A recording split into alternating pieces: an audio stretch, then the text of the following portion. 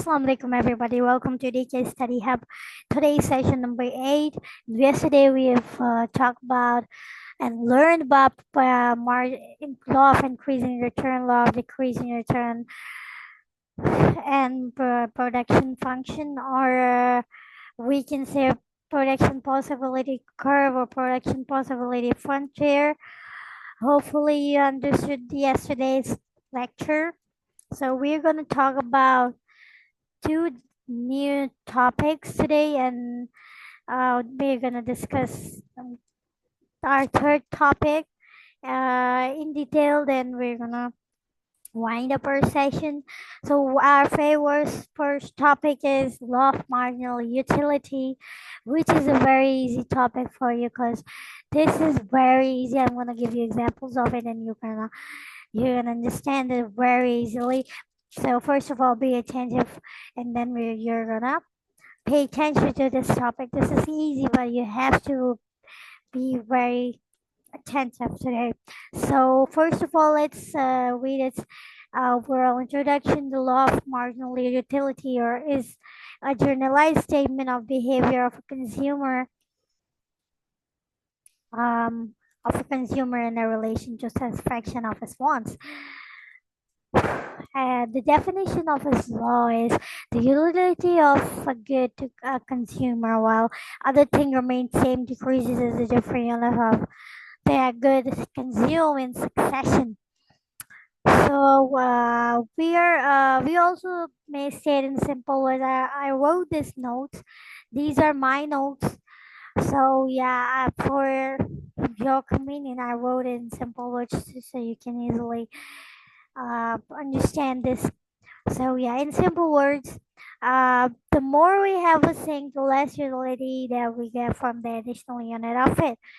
So what is marginal utility? Let's talk about that. Law of marginal utility is, we can say that if you drink a glass of water and then we drink another glass of water and we drink 3 or 4 glasses of water at the same time, we're not gonna be able to get the uh, exact utility from the last glass of water when we drank the first water. Like if we compare when we read thirsty and we drank the first glass of water, the consumption and the satisfaction of the first glass of water is higher than the last glass of water, and this is called law of marginal utility.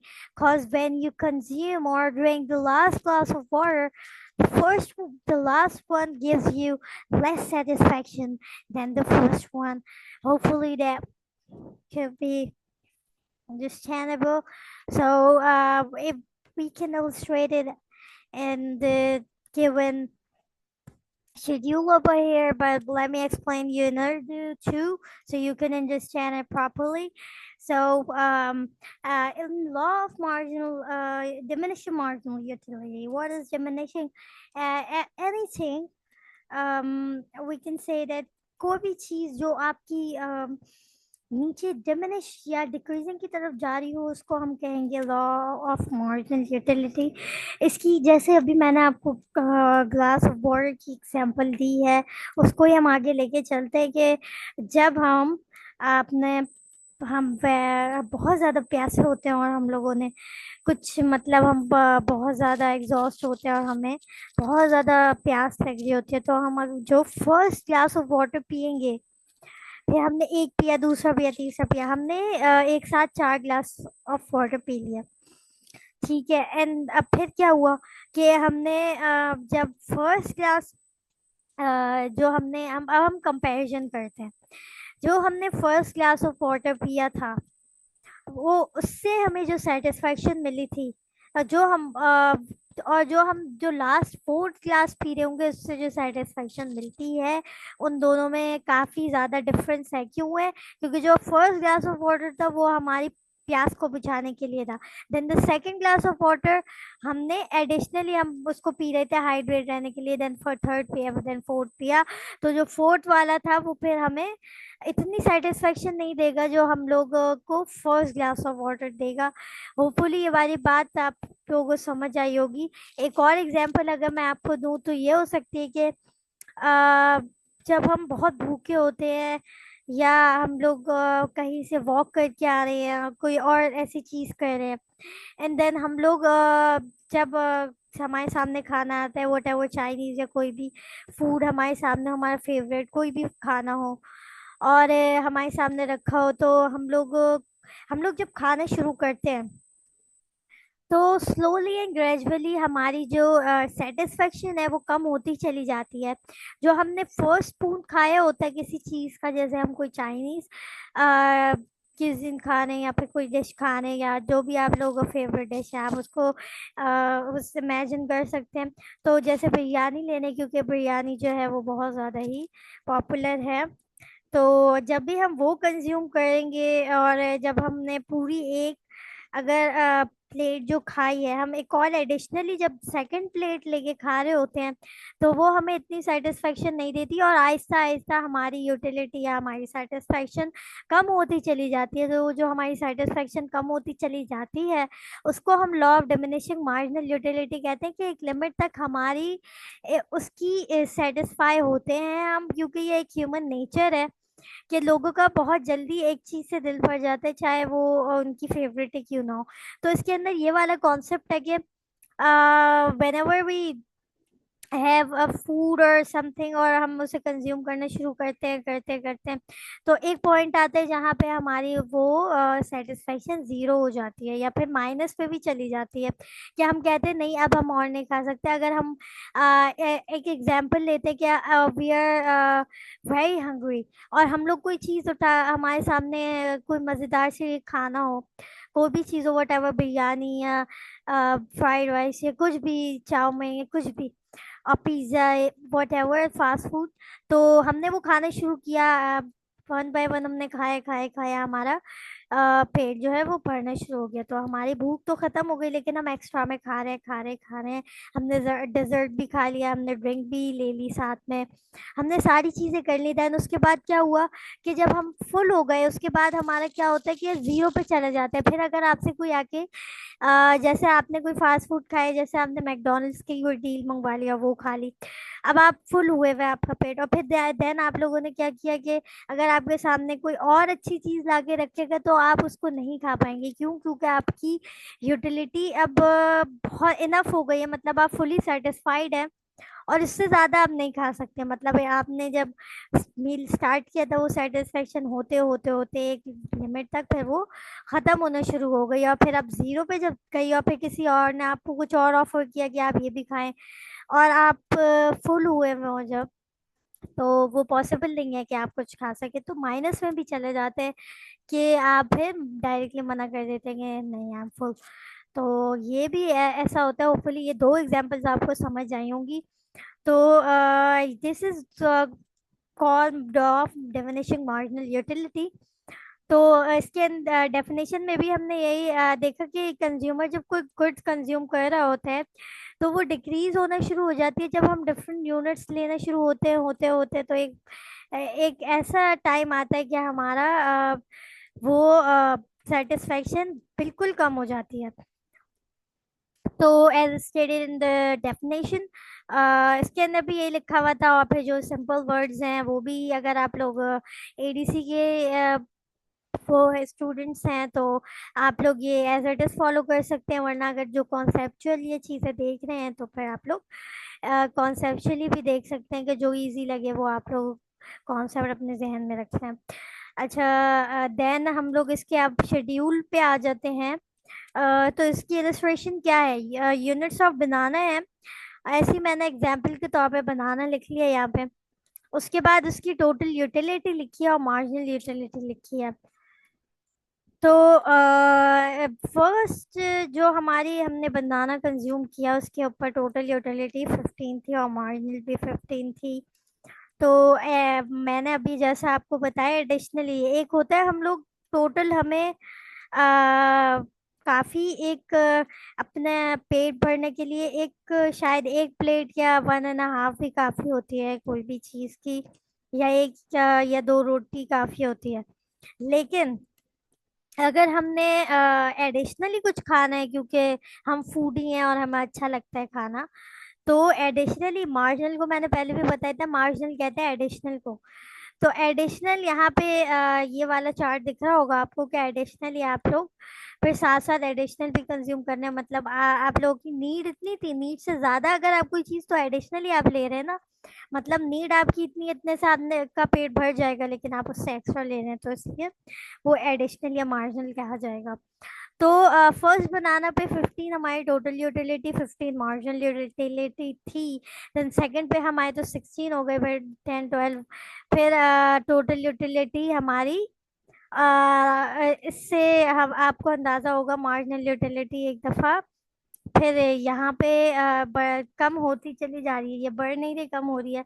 मतलब first बनाना जो consume किया था उस पर 15 थी, फिर then 12 हुई, then third पे हमारी 9 हुई, कम होती चली गई। मतलब हम बनानास खाते चले जा रहे हैं और हमारी मार्जिनल यूटिलिटी कम होती चली जाती है। और फिर 6 यूनिट पे आप देख रहे होंगे कि हमारी मार्जिनल यूटिलिटी 0 पे चली गई, क्योंकि हाँ अब हम लोग मतलब एडिशनल भी नहीं, मतलब हम अब खा सकते हैं, हमारी फुल सेटिस्फेक्शन हो गई है, इससे ज्यादा नहीं हो सकता। तो हमारी मार्जिनल यूटिलिटी क्या हुआ, 0 पे चली गई। फिर सेवेंथ पे क्या हुआ, 7 यूनिट पे क्या हुआ कि हम अब हमारी माइनस पे चली गई। क्यों माइनस पे चली गई, क्योंकि इससे ज्यादा अब हम कंज्यूम ही नहीं कर सकते, हम फुल हो गए। जब हमने फुल बनाना खा लिए और हमारी मार्जिनल यूटिलिटी हो गई 0, और फिर उसके बाद हम लोग जब उसके लास्ट एक और कोई ऑफर करेगा कि आप जरा एक और खा लें, या हम कोई कंपटीशन कर रहे हैं, फूड ईटिंग कंपटीशन, तो उसके अंदर हम बनानास खाने का कंपटीशन था, तो हमने खाए खाए खाए 15 खाए, 12 खाए। फिर स्लोली एंड ग्रेजुअली एक वक्त ऐसा आया कि हम लोगों को फिर अब बस हो गया, अब हम इससे ज्यादा नहीं खा सकते। तो हमारा 0 के बाद माइनस पे भी चला गया। मतलब आपको कोई दिखाएगा भी तो आप नहीं खाएंगे कि नहीं अब मैं नहीं खा सकता। तो होपफुली ये वाला कॉन्सेप्ट भी समझ आएगा। इसके नीचे छोटा सा एक्सप्लेनेशन भी मैंने लिखा है कि it can be seen that so long that the consumer keeps consuming bananas one after another, the marginal utility goes diminishing. At the consumption of 6 banana, it becomes 0. तो यही वाली बात मैंने अभी आपको बताई है कि कि वो कंज्यूमर जो है वो एक के बाद दूसरा बनाना खा रहा था। देन उसके बाद क्या हुआ कि मार्जिनल यूटिलिटी डिक्रीज या डिमिनिश होती चली गई, होती चली गई, और फिर 6 पॉइंट पे ऐसा पॉइंट आया कि हमारी मार्जिनल यूटिलिटी 0 हो गई। तो फुली ये वाली बात भी आप लोगों को समझ आई होगी। ये इसका मार्जिनल यूटिलिटी का कर्व है। ऊपर वाली डायग्राम से भी आप लोग देख सकते हैं, दोनों सेम है। मैंने यूनिट्स अब बनाना लिए हैं एक्स एक्सिस पे और वाई एक्सिस पे लिए है मार्जिनल यूटिलिटी। तो आप लोग देख रहे होंगे जब फर्स्ट यूनिट हमने लिया तो 15 हमारी मार्जिनल यूटिलिटी थी। देन हमारी मार्जिनल यूटिलिटी सेकंड बनाना पे 12 हुई, थर्ड बनाना पे 9 हुई, और 6 बनाना पे हमारी 4 हुई, और फिर थर्ड बना थर्ड सॉरी, यस, हमारी कितने हैं, हाँ सॉरी, तो हमारी जो फिफ्थ बनाना है उस पे हमारी थर्ड हो गई मार्जिनल यूटिलिटी। और फिर क्या हुआ, 6 पे मैंने सॉरी यहाँ मेंशन नहीं किया, यहाँ 0.6 था। तो 0.6 पे क्या हुआ कि ये हमारा कर्व नीचे जा रहा है। अच्छा, मैंने ये वाली बात वैसे आप लोग को पता होनी चाहिए, लेकिन मैं फिर भी बता देती हूँ कि जो हमारा ग्राफ होता है उसका ये वाला पॉइंट जो होता है वो 0 होता है, और उससे नीचे जो भी कर्व जाए वो माइनस पे जाता है। मतलब अगर आप लोगों ने नॉर्मली ग्राफ्स वगैरह और मैथमेटिक्स पढ़ा होगा स्कूल वगैरह में, तो उसके अंदर भी आप लोगों ने देखा होगा कि वाई एक्सिस और एक्स एक्सिस पे ये वाला पॉइंट जो होता है वो 0 होता है, और उसके नीचे जो है हमारा माइनस के अंदर चली जाती हैं चीजें। तो इसके अंदर भी यही है कि ग्राफ हमारा यूटिलिटी हमारी कम होती चली गई, होती चली गई, और फिर एक पॉइंट आएगी वो 0 पे। मतलब यहाँ नीचे हम अपना अपना ग्राफ नीचे तक लेके जाएंगे, और यहाँ देख रहे हैं माइनस पे चली गई। यहाँ पे हमारी 0 थी मार्जिनल यूटिलिटी, एंड देन हम जब नीचे आए तो यहाँ पे हमारी क्या थी, माइनस में चली गई। तो होपफुली ये समझ आया होगा। और इसकी explanation in this diagram, the units of banana have been measured along with x-axis and units of Utility along on x-axis, mu is the utility curve, which is showing the tendency of utility derived from every successive unit of bananas. We see the utility curve is sloping downwards with the consumption of every successive unit of banana. The downward slope of utility curve is representing the work of law of diminishing marginal utility. तो यही बात ऊपर मैंने आपको बताई है, ये exactly यहाँ नीचे लिखी हुई है और जो मैंने आपको बताई है। अच्छा, इसकी भी कुछ एग्जाम्पशंस हैं, तो एजम्पशंस हम देख लेते हैं, एक्सेप्शंस आए नहीं है तो एग्जाम्पशंस देख लेते हैं क्या क्या है इस लॉ की। कि all units of given goods must be identical in the quantity and quality. तो हमारी दोनों चीज़ें आइडेंटिकल होनी चाहिए, जो भी हम लोग कंज्यूम कर रहे हैं वो हमारी आइडेंटिकल होनी चाहिए। और उसके अलावा क्या है कि क्योंकि इसका क्या मतलब है कि हमारा ज़रूरी नहीं है कि हम एक वक्त में एक ही टाइप का गुड कंज्यूम करें, हम लोग डिफरेंट गुड्स भी कंज्यूम कर सकते हैं ना।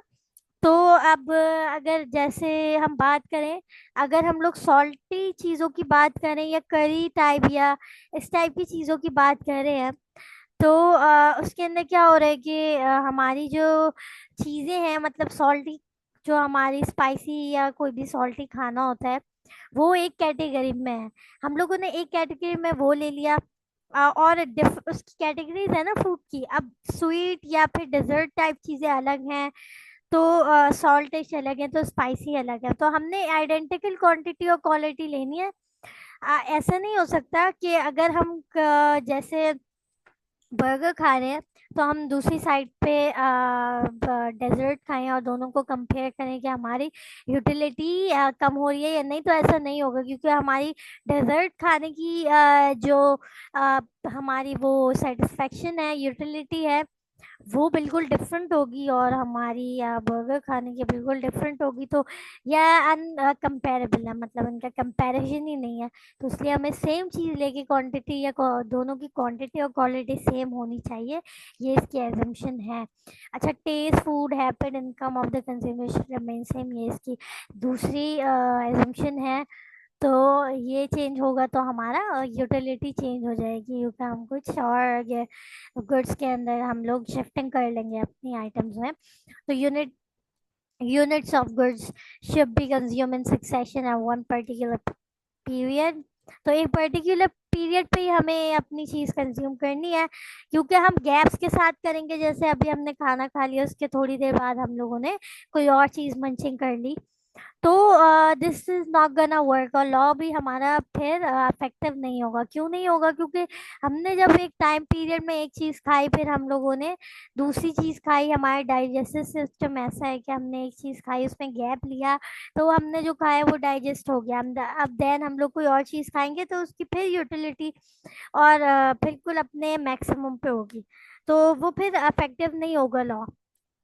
तो होपफुली ये वाली बात भी समझ आई होगी कि अगर हम डिफरेंट चीज़ें डिफरेंट टाइम पे खाएंगे तो वो इफेक्टिव नहीं होगा। The price of the goods remain unchange, और प्राइस भी चेंज नहीं होनी चाहिए। For instance, if the price of the good will enable the consumer to have more goods, just the utility of additional units will become higher। तो हमारी price of the goods भी change नहीं होनी चाहिए, क्योंकि अब अगर price of the goods change हो गए तो कंज्यूमर फिर मोर यूनिट्स और डिफरेंट किस्म की यूनिट्स परचेज कर पाएगा, और फिर उसकी पर मतलब हमारी जो प्रोडक्ट और हमारी यूटिलिटी है वो मतलब इंक्रीज होती चली जाएगी, तो फिर वो हमारा लॉ इनअप्रोप्रिएट हो जाएगा और इनऑपरेटिव हो जाएगा। अच्छा, हमारा फिफ्थ एंड लास्ट जो अजम्पशन है वो ये है, units of the good must be suitable in size. तो एक प्रॉपर एक हर चीज़ का साइज होता है। जैसे अगर हम बात करें कि अगर पानी हम बहुत ही थर्स्टी पर्सन को स्पून पे देंगे तो उसकी थर्स्ट कम होने के बजाय बढ़ जाएगी। तो ये भी होना चाहिए, एक सुटेबल साइज के अंदर हमारी गुड्स अवेलेबल होनी चाहिए। कि अगर हम ग्लास ऑफ वाटर की जगह स्पून ऑफ वाटर देंगे तो हमारी थर्स्ट नहीं बुझेगी बल्कि और इंक्रीज हो जाएगी। चाहे हम अब एक पूरा लीटर स्पून के थ्रू उसको पिला दे, लेकिन उसकी सेटिस्फेक्शन नहीं जब तक पूरी होगी, जब तक उसको प्रॉपर साइज या सुइटेबल साइज में ना दिया जाए। तो that's all from that topic. यहाँ पे हमारा ये वाला टॉपिक वाइंड अप हुआ। अब हम लोग चलते हैं सेकंड टॉपिक की तरफ, which is law of equi marginal utility.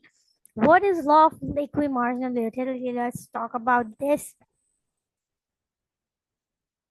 So, according to this law, consumer can drive the maximum satisfaction by his limited income on different given manner, so he can get equimarginal utility from each of them.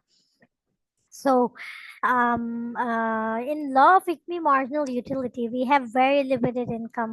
As we all know, we all have very limited income and unlimited bonds.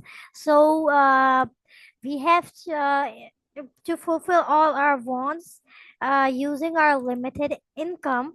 We have to spend it in the right way. We have how's that possible? We have to spend our income into, if we want to purchase two different goods in our limited income, by spending our limited income we can purchase two different goods by dividing the income, so we can easily purchase to both of them. Like if we want to purchase bananas as well as oranges, we have to equalate, we have to equalate our income so we can purchase both of them equal. We have to divide them equally so we can purchase both of the products and get satisfied from that. Okay, so hopefully ये वाला concept भी आपको समझ आया होगा कि हमारी इसके अंदर भी वही इसी वो जो ऊपर वाला कॉन्सेप्ट था उससे ये भी रिलेटेड है, इसलिए मैंने दोनों लॉज एक साथ आप लोगों को समझाए हैं कि इसके अंदर क्या हो रहा है कि हमारी जो इसके अंदर क्या है, हमारी लिमिटेड, हमें पता है कि हमारे पूरे वर्ल्ड के अंदर हम सबकी लिमिटेड इनकम होती है। उसको हमने इस तरह से इसको स्पेंड करना होता है कि दो डिफरेंट गुड्स है, जितने भी आपने डिफरेंट गुड्स लेने हैं वो भी आ जाए और हमारी सेटिस्फेक्शन भी हो जाए, और साथ साथ जो है हमारा यूटिलिटी भी अब मिल जाए सारी चीजें। तो इक्वी मार्जिनल दोनों से हम लोग इक्वल मार्जिनल यूटिलिटी लेना चाहते हैं दो वर्ड से, तो वो हम कैसे करेंगे? तो वो आए हम देखते हैं, इलिस्ट्रेशन इसकी देख लेते हैं। Equi marginal utility can be illustrated with the help of diagram and schedule. Suppose a person has 8 rupees with him and he wishes to spend them on two goods, bananas and oranges. The marginal utility is derived from these goods as shown on the table. अब एक normal सी बात है कि अगर आपके पास से 8 rupees है और आपने दो चीजें लेनी है, तो आप 4 4 में डिवाइड कर देंगे। 4 रुपीज की चाहे वो जितनी भी क्वांटिटी में चीज आए आप वो ले लेंगे, और 4 रुपीज की आप बनानास ले लेंगे, 4 के ऑरेंजेस, तो ये इक्वली डिवाइडेड हो जाएगा। तो आइए हम इनको शेड्यूल से भी देख लेते हैं। फर्स्ट हमने हमारा जो फर्स्ट हमारा कॉलम है इसके अंदर हमने लिए यूनिट्स ऑफ बनानास। देन हमारा टोटल यूटिलिटी है, मार्जिनल यूटिलिटी है। तो उसके अंदर क्या क्या है, फर्स्ट हमारे बनानास हैं। ओह सॉरी सॉरी सॉरी, ये थोड़ा मिक्सअप हो गया है शेड्यूल हमारा। तो कोई बात नहीं, मैं आपको वैसे ही समझा देती हूँ फिर यूजिंग डायग्राम, और फिर जो है नेक्स्ट हम लोग लेक्चर के अंदर ये हम ठीक कर लेंगे। तो इसके अंदर थोड़ा सा क्या हो रहा है कि हमने एक तरफ ले लिया है अपना एक बनानास और दूसरी तरफ ले लिए हैं ऑरेंजेस। तो अब हम इसको कैसे यूज करेंगे और कैसे हम लोग इसको सॉर्ट आउट करेंगे और कैसे अपनी लिमिटेड इनकम से इसको स्पेंड करेंगे, तो वो हम देखते हैं कि हम लोग ये यहाँ पे हमने ले लिया, वेट नहीं बल्कि ये वो सही है, इसकी हेडिंग थोड़ी सी गलत हो गई थी। मार्जिनल यूटिलिटी ऑफ ऑरेंजेस है ये, and marginal utility of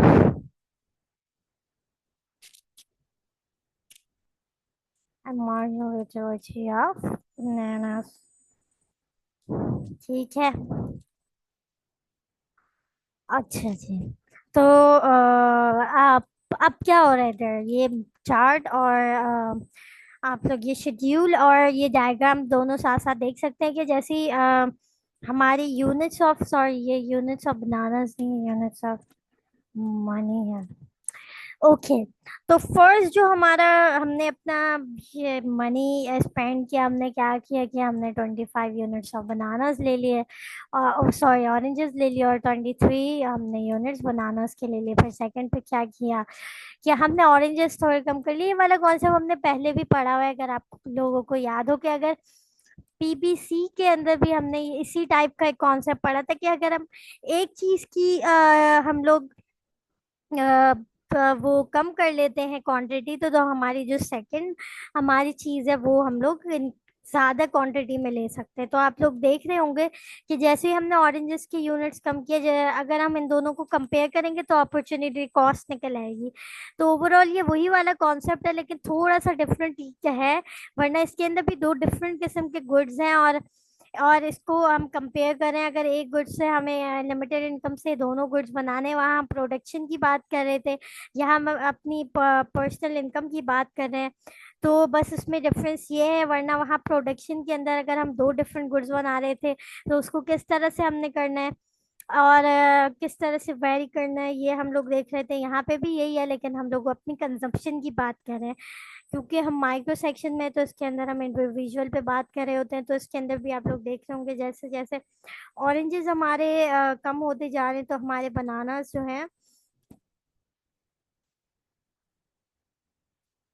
bananas भी हम लोग परचेज करते चले जा रहे हैं। और यहाँ पे आप लोग देख रहे होंगे कि हमारा जो बनानास और ऑरेंजेस हैं, यहाँ 8 पे आके दोनों अपने मिनिमम पे चले गए। मतलब हमारी लिमिटेड क्योंकि इनकम थी, हमने फर्स्ट सेकंड थर्ड हमने अपनी सारी इस पे लगा दी है यूटिलिटी। तो अब क्या हो रहा है, कि हम लोग ऑरेंजेस पे ज्यादा क्यों लगा रहे हैं, ये भी वो है बात, क्योंकि हम लोग ऑरेंज से ज्यादा सेटिस्फाई हैं।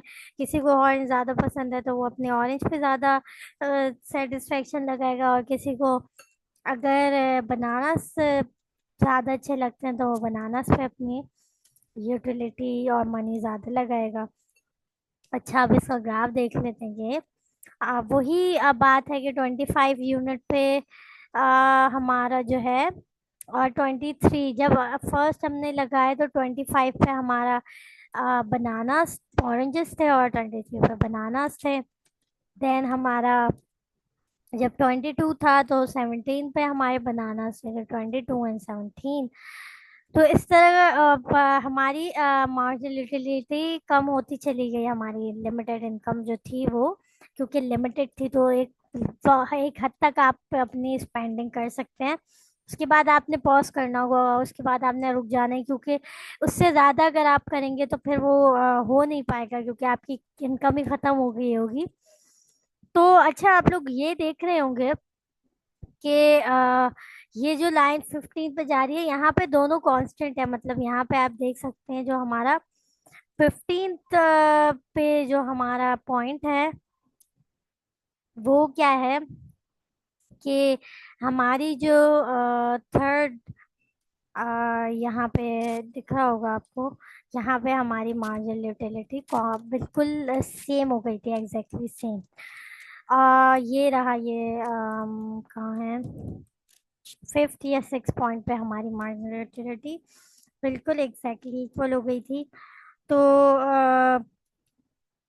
इसलिए यहाँ पे हमारी मार्जिनल यूटिलिटी एग्जैक्टली सेम हो गई, फिर कम होती चली गई। तो यहाँ पे ये वाली चीज़ हमारी लॉस हुई, और यहाँ पे हमारा ये वो जिस बनाना जो है वो गेन होना शुरू हो गया।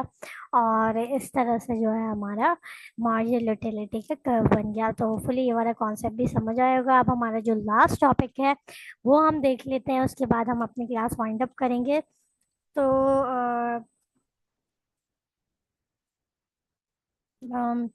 this is a very crucial topic, so be attentive What is equilibrium of the firm and industry in the perfect competition? This topic is very important and very difficult. So be attentive. If you miss any point, you're gonna literally survive the whole microeconomics, and not gonna understand what are the कर्ज. मैं आपको थोड़ा सा overview दे देती हूँ. ये इसके कुछ खतरनाक से कर्ज हैं. तो अगर आपने जरा सी भी लापरवाही की तो फिर आगे जाके आपको बहुत ज्यादा प्रॉब्लम फेस करनी पड़ेगी. तो what is equilibrium of the firm industries and what is a perfect competition, और होते क्या क्या है इक्विलिब्रियम ऑफ द फर्म्स. तो हमारे पास 3 या 4 कॉन्सेप्ट्स होते हैं. ओवरव्यू मैं आपको दे देती हूँ, देन हम परफेक्ट कंपटीशन पे आते हैं. फर्स्ट ऑफ ऑल हमारे पास होते हैं monopoly, monopolistic competition, oligopolistic competition और परफेक्ट कंपटीशन. तो फर्स्ट हमारा जो परफेक्ट कंपटीशन हम वो देखेंगे. तो what is perfect competition? Perfect competition is a business situation ruling in the market where there is a large number of firms, included industries, produce identical products. अब उसकी example इस तरह लिख सकते हैं कि हमारी जो इंडस्ट्रीज हैं बहुत सारी, उसके अंदर हर बंदा एक जैसे प्रोडक्ट यूज कर रहा होता है और एक जैसे प्रोडक्ट प्रोड्यूस कर रहा होता है. तो हमारी जो परफेक्ट कंपटीशन इसको इसलिए ही कहते हैं क्योंकि they are producing perfectly and identical products. तो होपफुली बात समझ आई होगी कि जैसे अगर हम एग्जांपल लें और हम बात करें स्ट्रॉबेरीज की या मिल्क की, ये या फिर पैकेज मिल्क जो होते हैं, तो उसके अंदर क्या है, दे ऑल टेस्ट सेम, वो डिफरेंट नहीं होते. वाई? अगर आप ऑल्पर्स का लेंगे या किसी और डिफरेंट कंपनी का लेंगे, मिल्क पैक का लेंगे, तो they all taste same. Why? क्योंकि वो आइडेंटिकल प्रोडक्ट्स हैं. अगर आपको कोई ग्लास में डाल के दो और बोले आप इसकी अब बताएं कि ये कौन सी कंपनी से है, तो आप नहीं बता पाएंगे क्योंकि दे आर आइडेंटिकल और आपको नहीं डिफरेंस पता चलेगा. That's why it's called perfect competition. क्योंकि इसके अंदर परफेक्टली एक जैसी चीज परफेक्ट बना रहे होते हैं. ओके, तो होपफुली बात समझ आई होगी कि व्हाट इज परफेक्ट कंपटीशन. उसके बाद हम लोग चलते हैं इसके मेन फीचर्स की तरफ. तो फिर मेन फीचर्स आप देखते हैं, फिर उसके बाद हम इंशाल्लाह कल इसके ग्राफ वगैरह देखेंगे जो कि बहुत ही ज़्यादा खतरनाक है. तो एक दिन में आप लोगों को नहीं समझ आएगा, इसलिए आज थोड़ा सा इसका कॉन्सेप्ट देख लेते हैं. देन कल कल हम लोग इंशाल्लाह इसका ग्राफ्स देखेंगे. तो इसके क्या है मेन फीचर्स और एजम्पशंस या कंडीशंस. तो large number of sellers and buyers हैं इसके अंदर. और क्या क्या है इसके अंदर? perfect competition. Under perfect competition is assumed that there's exist a large number of sellers and buyers in the market, being a large number of the firms. तो लार्ज नंबर होते हैं बायर्स एंड सेलर्स. मतलब अगर हम किसी भी market में चले जाएं तो हम वहां देखेंगे कि बहुत सारे बायर्स एंड सेलर्स बैठे हुए हैं. जैसे हम लोग कोई गारमेंट परचेज करने जा रहे हैं, कुछ इस टाइप का चीज परचेज कर रहे हैं, तो वो लोग आइडेंटिकल ही कपड़े बेच रहे होते हैं. अब वो बहुत वाइड स्प्रेड मार्केट होती है और लार्ज नंबर ऑफ वहाँ बायर्स भी होते हैं, सेलर्स भी. तो इसके अंदर भी यही है कि large number of buyers and sellers हैं जो कि एक जैसी चीजें बाय एंड सेल कर रहे हैं. अच्छा, सेकंड क्या है? Homogeneous product are traded. तो वो products are supplied by all from almost identical. In other words, product are each perfectly substitute. मतलब इसका ये है कि अगर हमें एक प्रोडक्ट से स्विचिंग करनी हो तो इजीली हम कर सकते हैं क्योंकि दो ओवरऑल सारी प्रोडक्ट्स ही हमारी आइडेंटिकल होती हैं.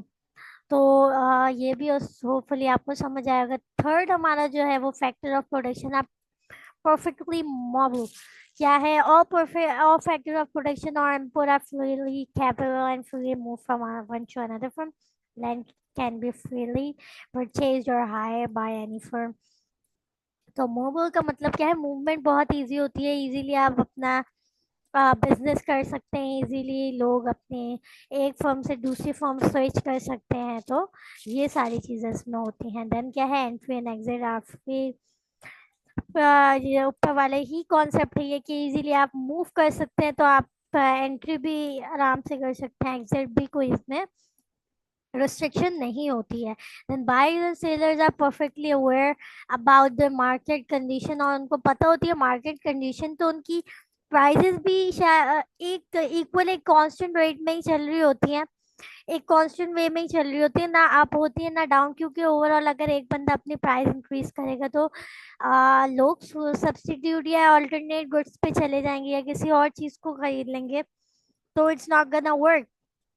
तो हमने एक अपनी कांस्टेंट, हमारी जो है वो डिमांड, या हमारी, क्योंकि हमारी कांस्टेंट डिमांड होती है, हमारी प्राइस भी फिर कांस्टेंट ही हमें रखनी होती है, कि वरना हम स्विच अगर करेंगे तो फिर हमारे, हाँ, लोग स्विचिंग कर लेंगे, अपने प्रोडक्ट की अल्टरनेट्स ले लेंगे, हमारे जो अल्टरनेट्स हैं या सब्स्टिट्यूट होते हैं। अच्छा, देन क्या है हमारे पास, government interference is not there. तो हमने जैसे ऊपर इकोनॉमिक सिस्टम पढ़ा था, तो उसके अंदर भी यही था कि गवर्नमेंट इंटरफेरेंस बहुत कम थी। तो इसके अंदर भी यही है कि गवर्नमेंट इंटरफेरेंस बहुत कम है। अच्छा जी, एंड देन क्या है, free of any sort of collision, in perfect competition, there are no secret agreement between the firms about the price or the level of output. All the firms are independent on the decision making. अच्छा, आप लोग देख रहे होंगे कि हम पाकिस्तान में रहते हैं, तो हम लोगों ने देखा होगा कि फ्रीली हमारी प्रोडक्ट की प्राइस कम ज़्यादा होती रहती है, और ये डिपेंडेंट है। तो ये कैपिटलिज्म वाले, हमने उसमें पढ़ा था कि ये लोग फ्रीली चेंज करते हैं। और इसके अंदर एक ये बात है कि no secret agreement between firms. तो कोई सीक्रेट एग्रीमेंट नहीं होता है इन लोगों के दरमियान, सब अपने इंडिविजुअली इंडिपेंडेंटली ही अपनी प्राइस और डिसीजन मेकिंग कर रहे होते हैं। तो होपफुली ये समझ आएगा। उसके बाद जो है यहाँ नीचे डायग्राम्स एंड इसके एक्सप्लेनेशंस हैं, तो वो हम इंशाल्लाह देखेंगे कल की क्लास में। होपफुली आपको ये वाली क्लास समझ आई होगी, और आप लोगों को सारी चीज़ें क्लियर हुई होंगी। और इंशाल्लाह फिर हम लोग नेक्स्ट क्लास में मिलेंगे। जब तक अपना बहुत सारा ख्याल रखिएगा। अल्लाह हाफिज़।